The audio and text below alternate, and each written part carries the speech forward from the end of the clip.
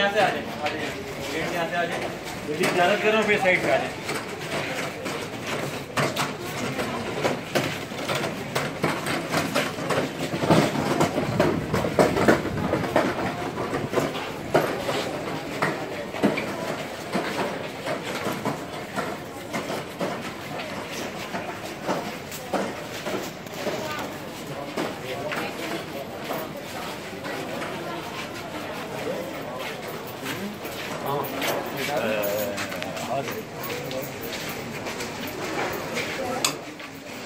خواتین زیارت کرو پھر بیوی کی سائڈ پہ چلے جائیں.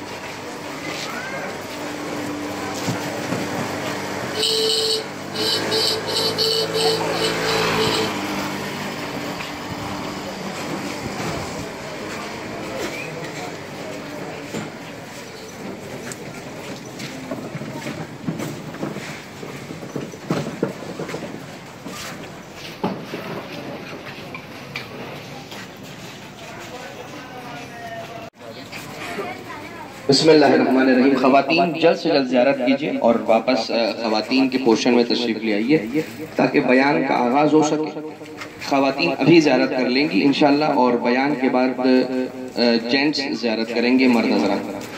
خواتین سے گزارش ہے زیارت کیجئے گا اور اپنے مقام پر تشریف لے آئیے گا. ایک درود بھیج دیجئے سارے مل کر محمد و آل محمد پر.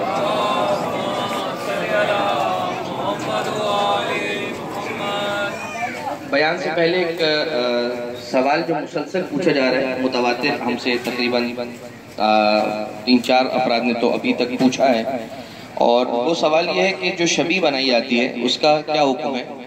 علماء کرام, مراجع کرام, حتیٰ مراجع کرام بھی منع کرتے ہیں بنانے کو شبی, اور ممانعت ہے نہ بنائیں.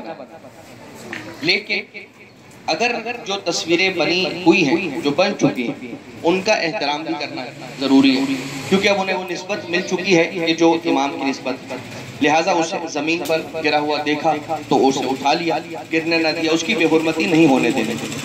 لیکن پرائمری اسے بنانا ہی نہیں.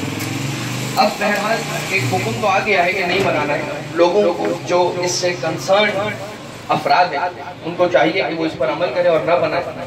لیکن بہرحال جب تک یہ سلسلہ رہے گا تب تک ہمیں ان تصویروں کا احترام کرنا ضروری ہوگا نسبت کی وجہ سے. اور انسان اپنے ذہن میں کسے تصور کر کے امام کی تصویر بنا سکتا ہے, کسے تصور کر سکتا ہے. دنیا کے خوبصورت ترین انسان کو بھی تصور کر کے اگر امام کی تصوراتی تصویر بھی بنائے گا تو وہ حسن امام کے ایک ذرے کے برابر بھی نہیں, اس میں کوئی شک نہیں.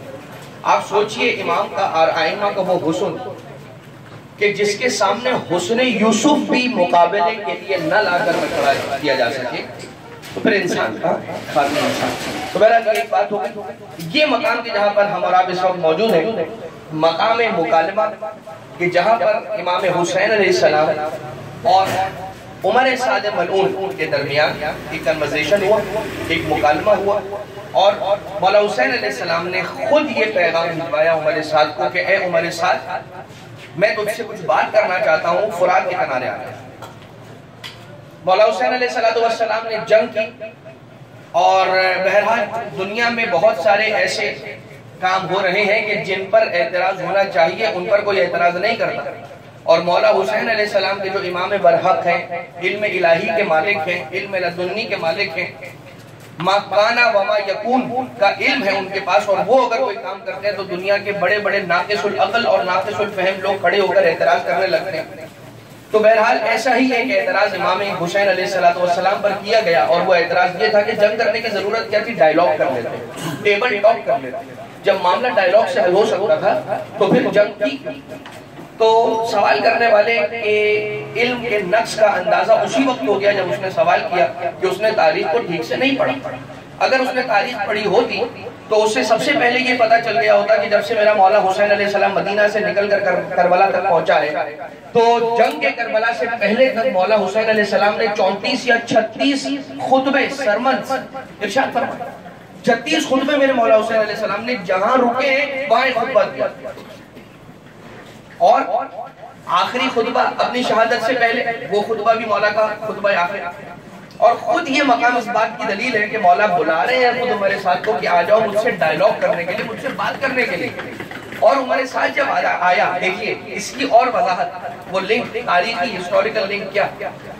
عمر سعد آیا اپنے بہت سارے لشکریوں کو، سپاہیوں کو ہتھیاروں ویپنز کے ساتھ لے کر بالکل آمادہ ہو کے جیسے جنگ کرنے کے لیے جا رہا ہے. امام حسین تشریف لے کر آئے تھے اپنے بیٹے اور سرکار ابو الفضل علیہ السلام کے ساتھ. پہلے سرکار امام حسین علیہ السلام جو ہے اپنے بیٹے صرف علی اکبر علیہ السلام کو لے کے جا رہے تھے، صرف مولا حسین اور شہزادہ علی اکبر آ رہے تھے. مگر مولا عباس علیہ السلام نے سوال کیا، آقا آپ مجھے نہیں لے کر جائیں گے اپنے ساتھ؟ مولا حسین نے کہا کہ میں علی اکبر کو اپنے ساتھ لے کر جا رہا ہوں، صرف بات کرنے کے لیے جا رہا ہوں، تو بس جاؤں گا بات کر کے آ جاؤں گا. مولا عباس علیہ السلام نے کہا مولا دیکھیے عمر سعد اپنے ساتھ بیٹے کو لے کر آ رہا، آپ اپنے ساتھ علی اکبر کو لے کر جا رہے ہیں. عمر سعد اپنے ساتھ غلام کو لے کر آیا ہے، آپ عمر سعد جس طرح سے اپنے ساتھ غلام لے کر آ رہا ہے مجھے غلام کی منزلت سے اپنے ساتھ لے کر چلے. مولا عباس علیہ السلام جب مولا عباس علیہ السلام اور آقا حسین اور شہزادہ علی اکبر یہ تین افراد گئے ہیں تو عمر سعد جو اپنے لشکر کے ساتھ آیا تھا، ایک لشکر کی کمیت لے کر آیا تھا، ایک تعداد لے کر آیا تھا. امام حسین علیہ السلام نے فرمایا عمر سعد میں نے پیغام یہ بھجوایا تھا کہ میں تجھ سے بات کرنا چاہتا ہوں، میں نے تجھے بات کرنے کے لیے بلایا ہے، جنگ کے آغاز کے لیے نہیں بلایا ہے، جنگ کرنے کے لیے نہیں بلایا، تجھے بات کرنے کے لیے. اس لشکر کو واپس بھیج. تو پھر ہوا یہ کہ اپنے سارے لشکر کو بھیج دیا، غلام اور بیٹے کو اپنے پاس رکھا. امام حسین علیہ السلام نے سوال کیا تو مجھے قتل کیوں کرنا چاہتا ہے؟ اسی مقام پر، اس کے کسی قریب ترین مقام پر مولا حسین اور عمر سعد کا مکالمہ ہو رہا ہے کہ اے عمر سعد مجھے قتل کیوں کرنا چاہتا ہے؟ یہ قتل کیوں کرنا چاہتا ہے؟ میرا خون اپنی گردن پر کیوں لینا چاہتا ہے؟ اور رے کی حکومت ہے حسین، تو جانتا ہے کہ بچپن کا میرا خواب ہے رے کی حکومت، وہ مجھے ملنا ہے تیرے قتل کے نتیجے میں. اس کے لیے مجھے اگر تیرا قتل بھی کرنا پڑتا ہے تو یہ کوئی مسئلہ نہیں. امام علیہ السلام نے فرمایا تو پھر تو سرکار رسالت ماں کو کیا جواب دے گا؟ خاموش، کوئی جواب نہیں. کیا تو نے نہیں دیکھا کہ مجھے رسول نے اپنے شانوں پر بٹھایا، زلفوں سے کھلایا؟ خاموش. نوالا پہلے اپنی زبان میں رکھ کر چبایا، اس کے بعد ہمارے دہن میں رکھا.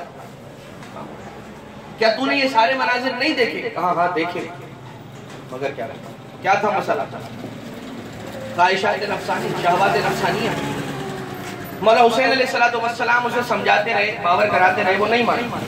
آخر تک یہی اصرار تھا کہ قتل کیا جائے. مولا حسین نے کہا اب اتمام حجت ہو گیا، جتنی بات کی جا سکتی تھی اب بات ختم ہو گئی. اب پروردگار عالم اتمام حجت کے بعد اس پر اپنا عذاب نازل کرے گا. اور یہ بات یاد رکھنا کہ تو عراق کی گندم زیادہ دنوں تک نہیں کھا سکے گا.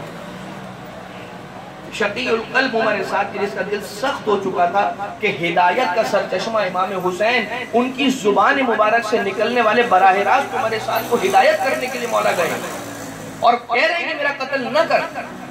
اس کے بعد تو مان لینا چاہیے تھا، مگر چونکہ دل اتنا سخت ہو چکا ہے کہ وہ ہدایت کو قبول نہیں کرتا.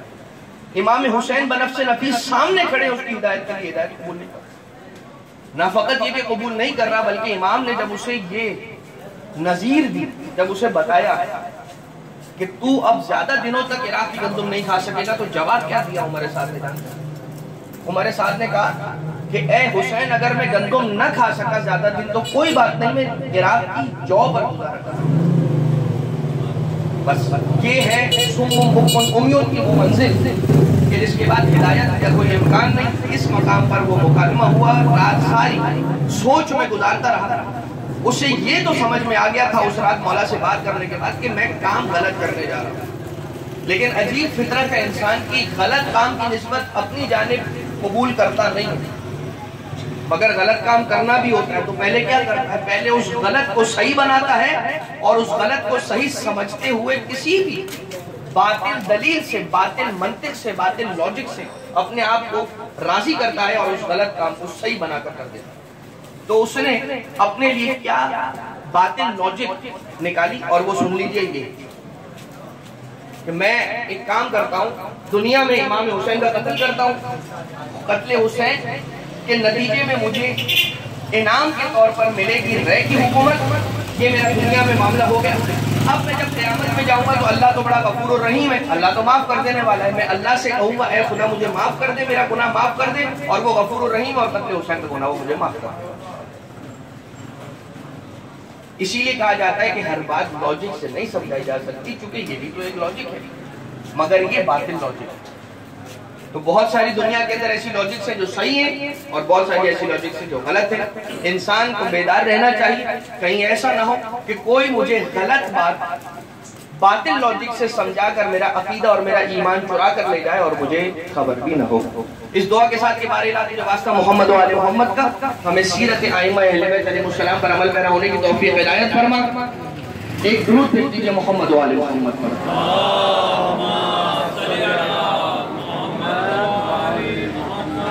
جن لوگوں نے زیارت کر لی وہ اگلی زیارت کی طرف پڑھیں، فلیگ کو فالو کریں۔